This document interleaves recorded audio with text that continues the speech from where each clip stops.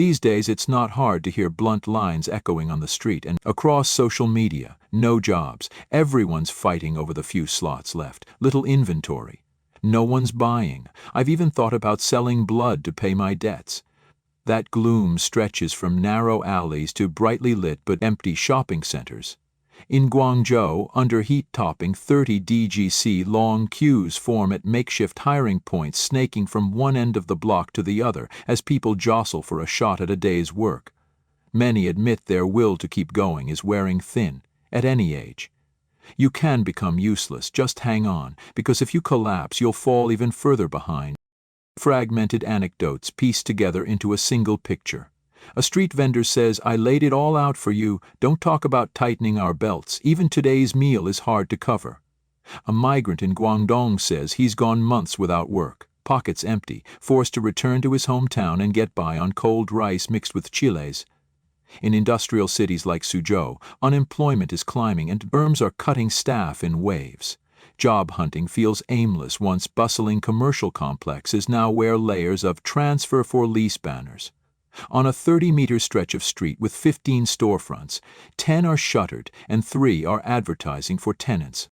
In supermarkets, aside from a few stockers and cashiers, customers are scarce. In Nankang, a sprawling mall is as desolate as a vacant lot. Food service is being ground down. A tray dumplings, a bowl of soup and noodles cost just over 9 yuan thanks to delivery platform price wars, yet the owner apologizes because the margins are shaved to the bone, not even covering costs. Competition among restaurants and hotels hauling goods to curbside stalls and night markets, plus the online promo arms race, is choking small, thin capital businesses. In many places, the unemployed put it plainly, "I can't find a job. My friends can't either." Some have resorted to slipping a loaf of bread from a supermarket because there's no other choice. These aren't isolated tales. The jobless trend is spreading among fresh graduates and into the middle-aged who've been cut. One college graduate sighs, "After school, I'll still be a wage earner. I might as well have started earlier and saved the time." Another tallies debts after a factory collapse and a mortgage foreclosure, then concludes, "I work harder every year, but living gets harder every year." Cold numbers have entered everyday talk. One widely shared statistic claims 85% of households make no more than 50,000 yuan a year. More than 900 million people live in families with about 2,000 yuan per month. Just to survive is the phrase heard most. Many parents looking at children who studied for more than a decade yet still fear the future, ask themselves bitterly if bringing them into the world was their biggest regret. That silent anger spills out anywhere from fretting over the cost of keeping lights on in an empty shop, to grumbling that welfare survives largely on paper. At labor markets, the crowding is obvious at 5:30 p.m. Those who haven't been picked pack up in a hurry. Layered lines spiral around parking lots. Cinema marquees have been dark for ages. The apartment block opposite has stood empty for months. A noodle shop owner says they've slashed margins to the floor to keep customers a 6.9 yuan bowl of noodles, with a free egg hand-pulled noodles for 6.6. Elsewhere it's down to 5. But discounting can't revive demand when wallets keep tightening. In many companies and offices, the most practical question is, through which month have you been paid? It's already September. Some places have only paid through March. On Zhongshan's main drags, daytime feels like midnight. Job seekers roll suitcases back and forth between Nanchang, Jiangsu, and Guangdong. But early September still brings no reply. In factories, wages are low and requirements strict. No heavy manual roles, no low education hires, no older workers. Many are trapped in a vice they want to work their way out, but the fit is suffocatingly tight. It isn't only job scarcity. Perceptions of unfair gaps are flaring. One state-owned enterprise employee curious about pay sheets and bonuses was stunned to see a leader's annual bonus at 20x the company average, hundreds of times his own. Differences I can understand, but gaps this huge are hard to accept, he says. Commercial districts that symbolized a golden age feel spent. Escalators stand still. Someone quips, "My parents never caught the era dividend. I'm catching the era downside in full." Even those who seemed set feel less secure. An elderly man mentions a 10,000 yuan monthly pension his wife gets. 7,000 buses are free, leaving a young worker earning 3,000 yuan a month staring at a 2 yuan bus fare and swallowing hard.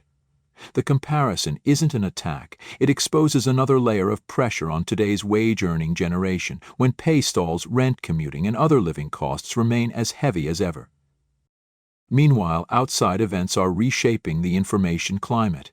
Numerous live stream accounts covering protests abroad, especially in Nepal, have had their overseas streaming privileges cut.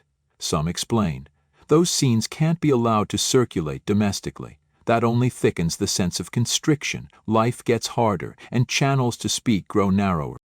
In healthcare, some hospitals have gone months without paying in full, sending only a basic salary. A bit over 1,000 yuan, performance pay and stipends are suspended. Staff leave for other fields, sales, prospecting for clients, but customers are few and contracts rare.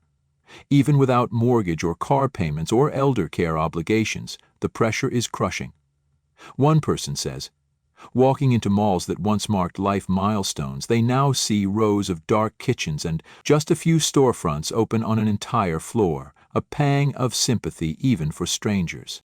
Fashion retail, especially women's wear, is exhausted. One shop owner says bluntly, "It hurts to even switch the lights on." Many young people lament after grinding through college they still can't find a suitable job.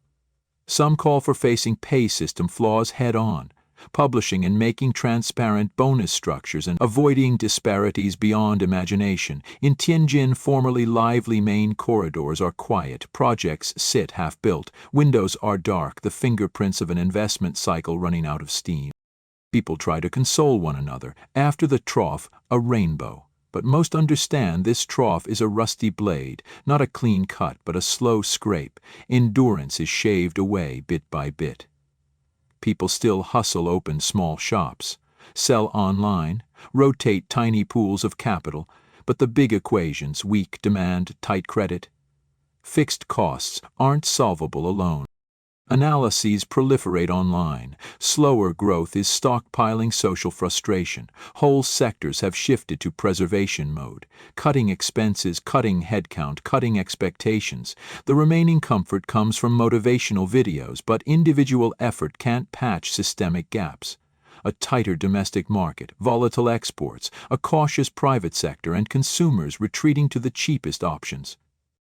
Interspersed are ads for supplements and herbal rejuvenators promising miraculous recovery, global shipping, and gift bundles. The placement of such pitches amid stories of layoffs, closures, and debt highlights a paradox. As wallets empty, promises of healing grow louder. At day's end, a worker tallies expenses, the cheapest meal, bus fare, rent, utilities, and sighs because the salary hasn't arrived. A shop owner closes the books in the red after platform fees, promos, and cashback. Outside an industrial park, workers queue at the gate reading youth hire credentials and shift flexibility. Too old, lacking certificates, they turn away. At the bus depot, passengers cling to their luggage, boarding and disembarking in an aimless job search. The day's bitter refrains become a chorus. Whatever you do gets criticized. After studying, you still end up a wage earner. Now we just hope the storm passes and the roof is still there. Even so, practical proposals surface, publish clear pay calendars, make service charges transparent, help mid-career workers retrain, subsidize micro-retail rents, rein in the delivery platform, cash burn step-up inspections to curb destructive price dumping, and offer personal finance counseling so families don't spiral into debt. No one is waiting for flashy promises. People want normal things. Steady jobs with on-time pay, transparent bills, consistent rules of conduct, and commitments that are actually kept. If those are delivered, trust drained by too many shocks might slowly return. If not, more shopfronts will go dark, labor market lines will grow longer, and quips like "even flipping a light switch feels too expensive" won't be metaphors. There'll be daily entries in a life log. Tomorrow, Guangzhou will still be scorching. Suzhou will still be short on customers. Nanking will still be sparse. Zhongshan will still have a few doors ajar. But somewhere a small eatery will hold prices to keep from losing regulars. A factory will test a shift toward low margin but steady orders. A supermarket will keep one more temp on the schedule because Lunar New Year is still a ways off. These are small points of light, not enough to recolor the whole canvas, but enough to remind us life does go on, provided we face facts, drop the illusions, stop hedging, and start repairing the cracks at the smallest joints. Jobs on time, pay a more bearable cost of living, and fair chances for anyone who wants to work.